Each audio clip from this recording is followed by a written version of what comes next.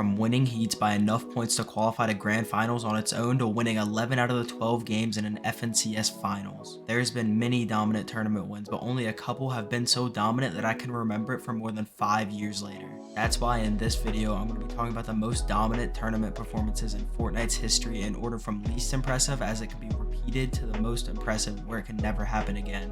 But before we get into this video, make sure you guys subscribe and consider becoming a member by pressing the join button next to the subscribe button, or it's the first link in the description. Becoming a member gets you perks such as having me added on Fortnite to deciding what video I make next. So if you guys are interested in that, make sure you guys become members and let's get into this video. Starting this off, we have Nut and Chucky in the Somerset Cup. The Somerset Cup was Nut and Chucky's first time playing together in duos. Both of them went into the cup struggling, with both of them not making a grand finals in Chapter 3 at the time. In Chapter 3 Season 3, Somerset got our own cup, which was one round and had a $1,600 prize pool. In that tournament, Nut and Chucky went on to win all 7 of their games with an average eliminations of 13.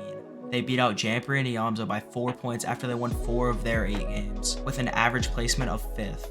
By winning the Somerset Cup, they both earned $200, which would be their first earnings of Chapter 3. After winning the cup, they would decide to duo and come 6th in the next Cash Cup and place 23rd in Grand Finals, which would be their only Grand Finals appearance of Chapter 3.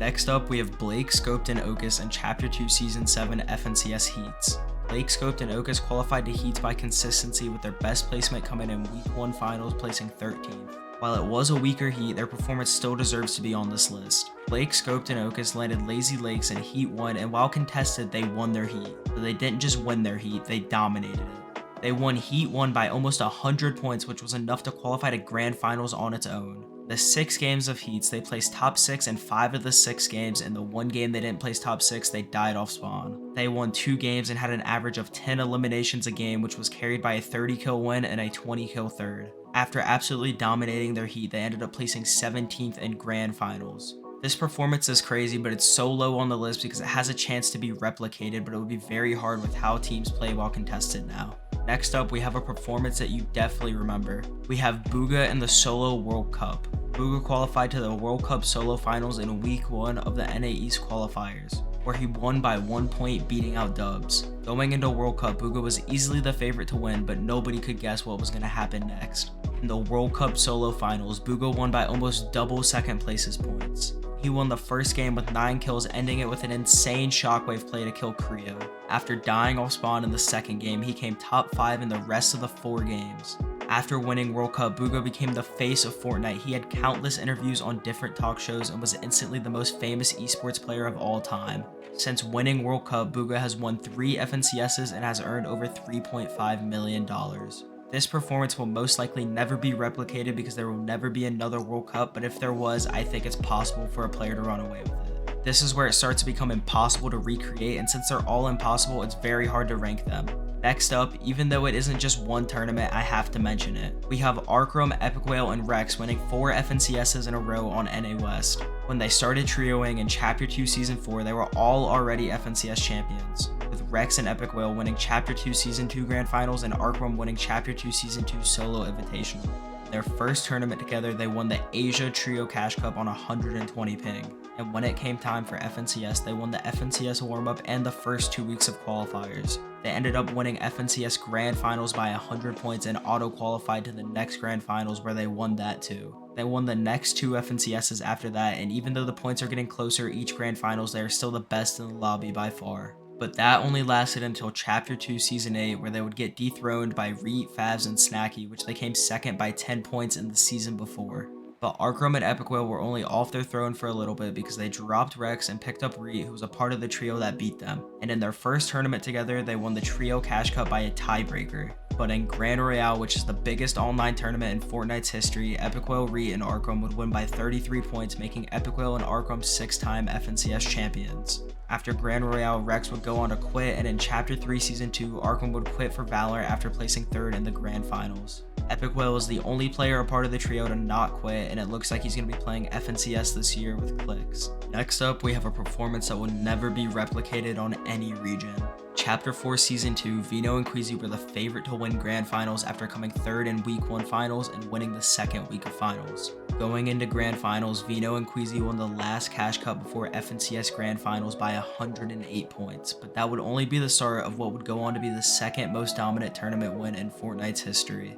After day 1, Veno and Queasy were winning by over 100 points after winning 4 out of the 6 games. They won the last 3 games in a row. Winning 3 games in a row in a Cash Cup is crazy, let alone EU Grand Finals. To start off day 2, they kept up the pace, winning the first 2 games back to back, so since they won the last 3 games of day 1 and the first 2 games of day 2, they won 5 games in a row in EU Grand Finals. Even though they finished 3rd on day 2, they still easily won Grand Finals by over 200 points. After that historic performance, they would go on to not make the next Grand Finals, which nobody could have expected.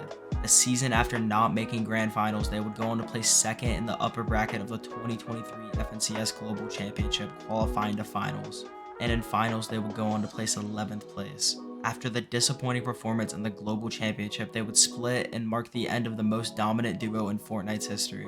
As of now, it looks like Veno will be playing FNCS with Tayson and Queasy will be playing FNCS with Thomas HD, which I think is an FNCS winning duo. Lastly, we have the most dominant tournament performance in Fortnite's history. For this, we're going to have to go to Brazil with King, Sion, and Rusty. In Chapter 2 Season 4, we would see the return of Trio FNCS after Trio FNCS in Season X. In the Cash Cups before FNCS, they would place 1st and 9th. But in the first week of FNCS, they would put on the most dominant tournament performance in Fortnite's history. In Finals of FNCS Week 1, they would go on to win every game of Day 1, going 4 for 4. After Day 1, they had more than double 2nd place's points, and they would keep up the pace going into Day 2, winning 7 out of the 8 games.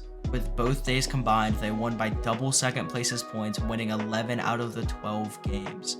Even though it was on Brazil, being able to win every game in an FNCS Finals other than one is insane. Winning 6 out of 12 games in a set lobby is crazy because you only made 6 mistakes that prevent you from winning the game. But being able to play 12 games and only make 1 mistake that prevented you from winning is unheard of. In the one game that they didn't win, they placed 6th. They would go on to win 8 out of the 12 games in Week 2 Finals, and in Heats that same season, they would win 5 out of the 12 games.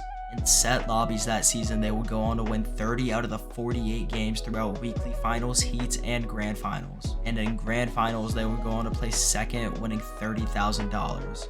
But that's going to be it for this video. Thank you guys so much for watching, and I hope you learned something new.